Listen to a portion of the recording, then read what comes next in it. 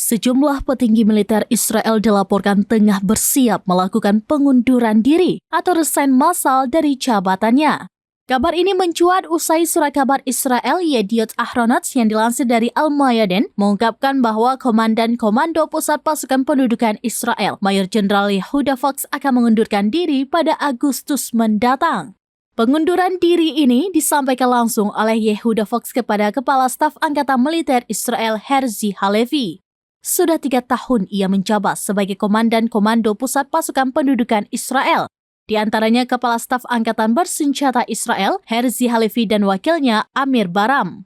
Pengunduran diri yang dilakukan bos IDF ini lantaran pihaknya tidak kuasa menahan beban perang yang telah merenggut 1.200 nyawa warga Israel serta 250 orang lainnya dinyatakan sebagai sandera perang.